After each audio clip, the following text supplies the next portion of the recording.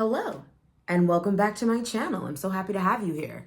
Today we are going to talk about IVF and egg quality because there are a lot of people that are under the impression that IVF can overcome bad egg quality. It cannot. If your egg quality is not good, if your body is not prepared for something like IVF, which is quite a heavy protocol, it will affect your egg quality and this will affect your embryos, simply put.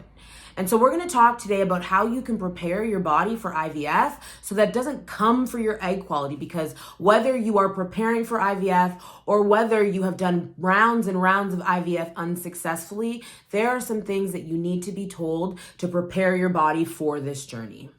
But I'd like to remind you that I'm Bianca. I'm a fertility diet and lifestyle coach. I'm a professionally trained chef, and I'm also a nutritionist. And I help people get and stay pregnant, and I'd love to help you do the same. Right out of the gates, let's be clear. You can have better egg quality at 40 than you did at 30 based on the work that you do to prepare yourself. So don't let this notion of I'm older, my egg quality is just automatically bad get into your head, because that's a narrative that does not serve you. Here's the thing about egg quality and IVF. Your lifestyle choices are going to matter tremendously as you prep and go through the IVF process.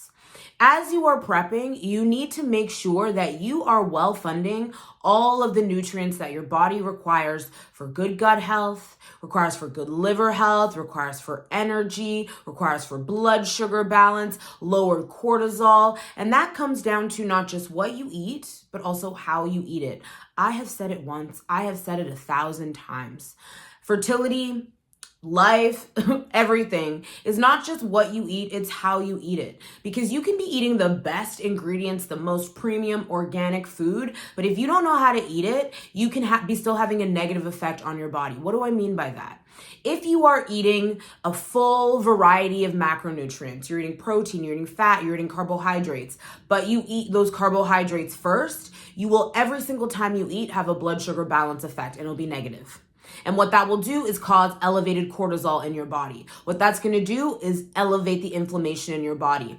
And that can even be under the conditions of you eating the best food. It can be all organic food, but if you eat that carbohydrate first, that is going to cause you problems. And so understanding what to eat, also how to eat it. Also understanding that processed foods, you don't really want to be putting them in your body like ever, but especially when you are doing something like IVF.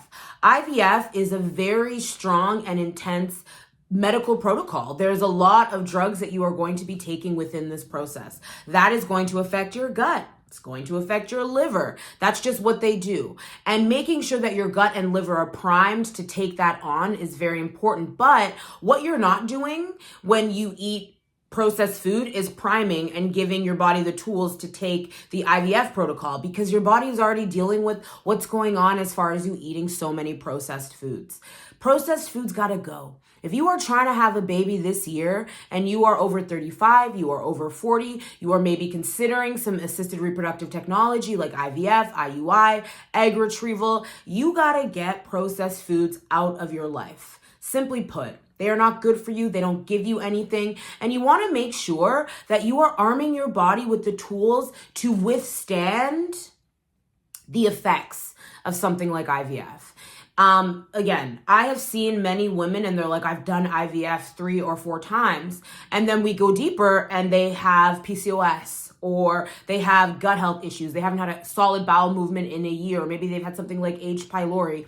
And we're still doing IVF despite all of that. And it's like, those things need to be fixed with choices and habitual changes that are going to help you get to a place where your digestion is good, where your PCOS is well managed, where your insulin resistance is gone. And then we go to work doing something like IVF or IUI. You will often feel the rush when you go into a clinical space, because they're like, well, you're 39, you got to hurry up. And it's all of that. But it's like, hurry up to wait.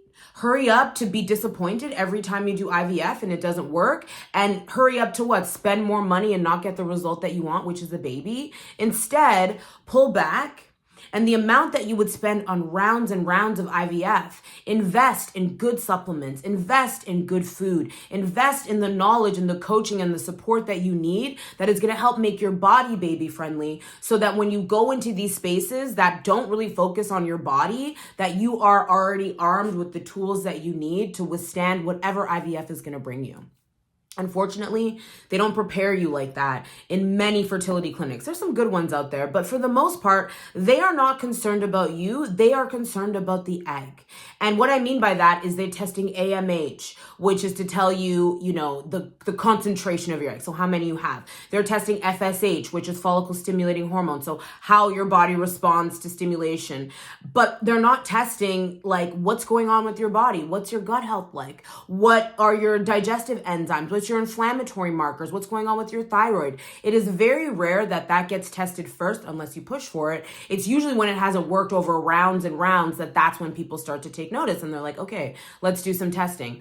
I know people who have done 2 to 3 rounds of egg retrieval, gotten no viable eggs, and that's when we're testing thyroid and wondering what's going on with their gut. And that, again, is not only heartbreaking, but it is also very expensive. So instead of incurring that expense, take a step back, spend a little, because it's way less than you'd spend in those clinical spaces. Spend a little to understand what you need to do and to also facilitate what you need to do to make your body baby friendly, and the outcomes will generally be better. You also want to make sure that you are filling any gaps that your food and nutrition cannot meet. There are just some things that you're not going to be able to get in a high enough quantity by just eating certain foods. Now, again, when I talk about supplements, it's all in the word. It's meant to supplement what you are already doing. A supplement is not a miracle. It will not overcome a bad diet, a bad lifestyle, you not sleeping, you being super stressed. Like, forget the supplements because they're not going to work in that environment. However, if you are being diligent about eating really high quality food, you're eating it in the right way, and then you take supplements as a means to fill any gaps that could still be there, that's when you are going to get the most benefit from the output of money that supplements are. Supplements in general aren't like cheap. And so you want to make sure that you are making the most of that investment. Supplements like CoQ10 are amazing because they're really good for the energy and the mitochondria in your eggs and in your cells. So CoQ10, non-negotiable for prep for IVF. Something like an omega fatty acid, a high EPA omega fatty acid, because that is going to help reduce the inflammation in your body and help your body withstand stress. IVF is a stress on the body because the drug protocol can be quite intense. It's also emotionally taxing. And so we have to make sure that our body is ready to take that on. And so many people go into the IVF space, their periods aren't good, their gut health isn't good, they have skin issues which can point to your liver, but they're still being told, just do IVF, it'll all work out. And then when it doesn't work out, you internalize that as there's something wrong with you, but you also have to flip that back and be like, what is wrong with them? What didn't they give me that could have armed me better for this? You also want to make sure your vitamin D levels are where they need to be. If you live in North America, like I do, go Raps, you will absolutely need to take something like vitamin D. I'm actually not from Toronto. I'm from another place that is even more north. And there are the highest instances of MS, skin conditions like eczema and psoriasis because we do not see the sun for literally 6 months out of the year. So supplementing is very important. Vitamin D is a vitamin. It's fat soluble. So having something like an omega present also helps with its uptake, but it also behaves very hormonally in the body. And so when vitamin D levels are not where they need to be, then your hormones are going to respond negatively. And so there's other supplements that you can take. And if you want to work with me, comment and I'll reach out.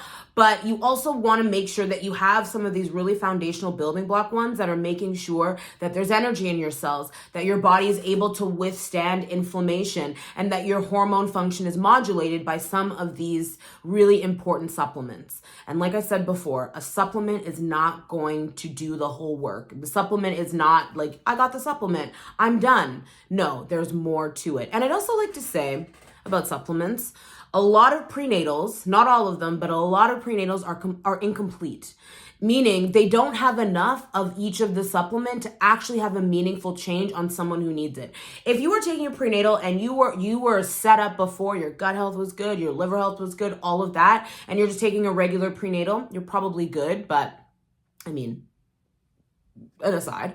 However, if you are dealing with issues and you are trying to bring your levels up, or you are struggling to conceive, or IVF is not working for you and you're just like, well, they said take a prenatal, you actually might need to leave that prenatal behind and take supplements individually so that you get the right amounts, so that your body actually has the right levels. That's my biggest issue. And the thing I take umbrage with the most when it comes to prenatals is a lot of them, especially the ones you're suggested at your doctor's office, are not complete enough to actually bring your levels where they need to be able to withstand something very strong like IVF.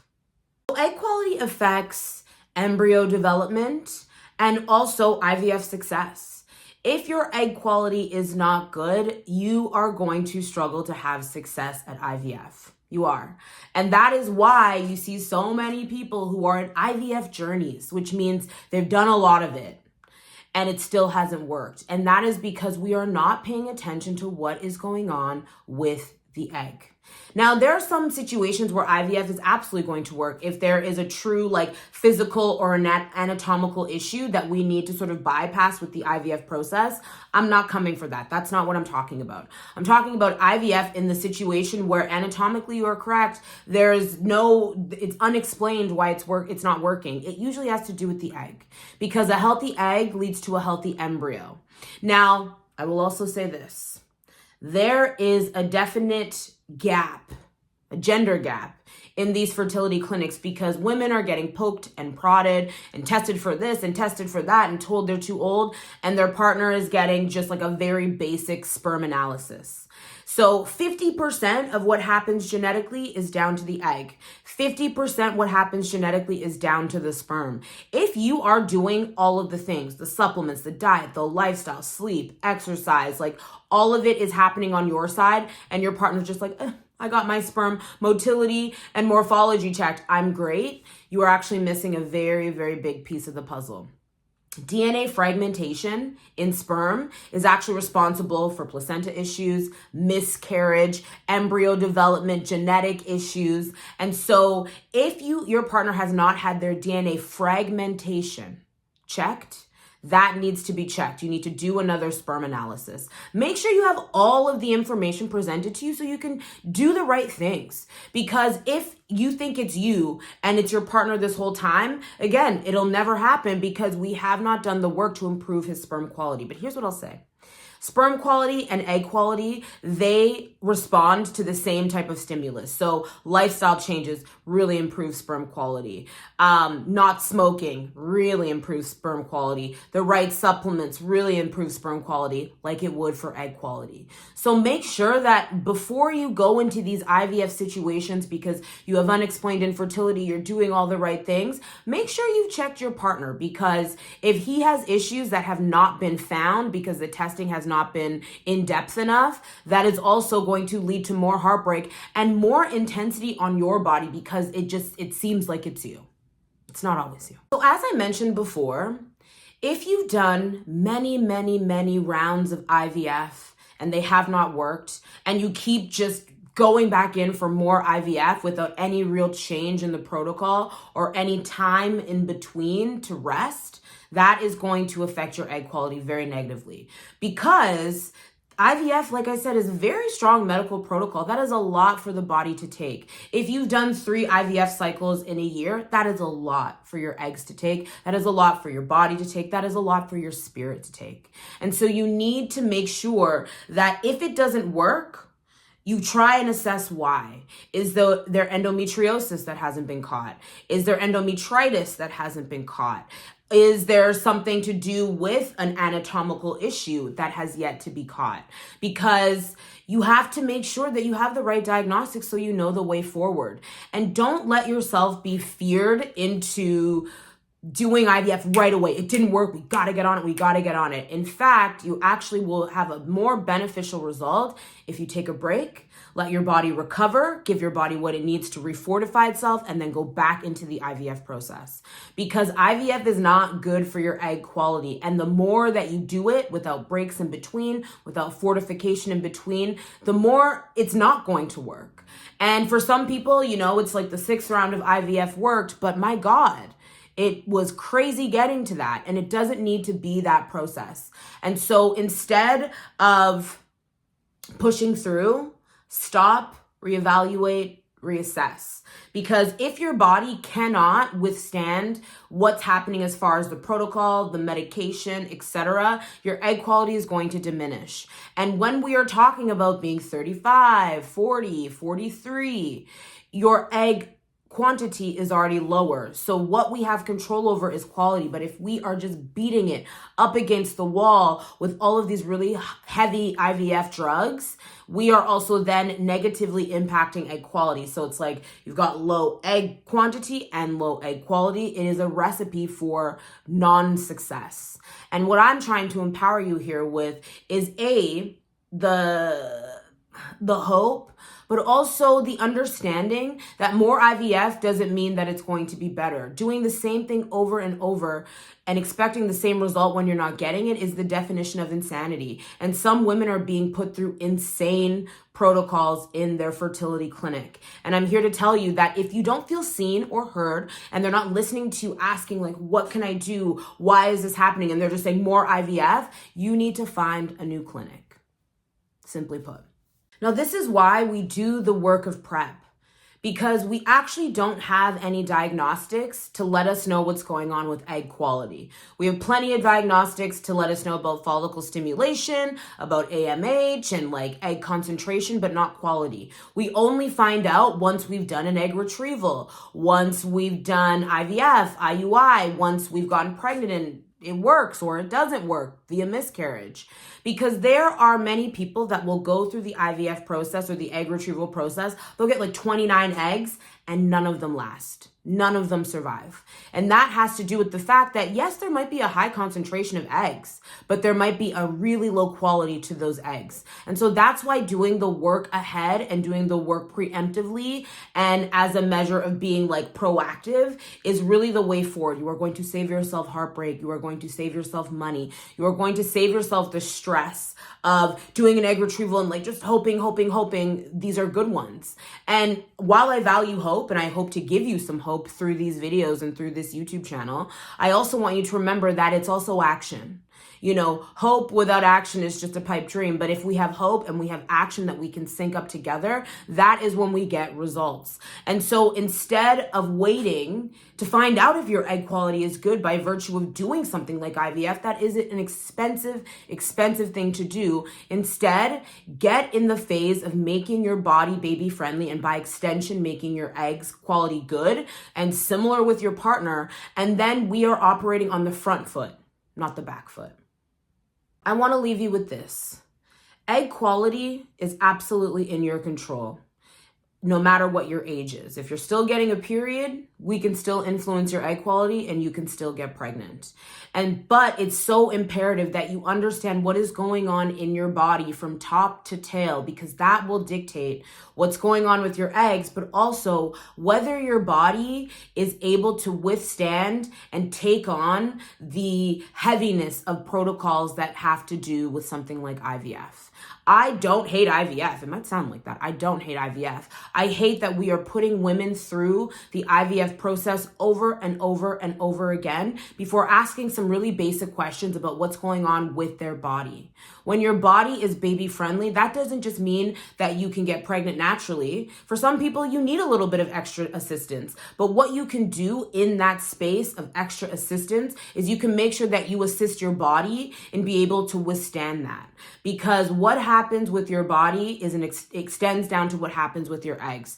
If your body is not ready for something like IVF, your eggs are not ready for something like IVF. And you don't want to go into these spaces ill-prepared in many ways. You wouldn't go into these spaces without the money to afford IVF. Don't go into these spaces without the setup in your body to be able to afford IVF from a body perspective. I hope that this video makes you feel empowered and makes you feel like you're in the driver's seat, regardless of whether you are giving up a lot of control in the IVF process, because that's what it can feel like, I want you to know that you control what happens in your body. You can't necessarily control what IVF medical protocol they put you on, but you can control how your body will respond to it. And so again, feel hopeful, but feel hopeful with action steps to sync up to it, because that's when we get to where we want to go.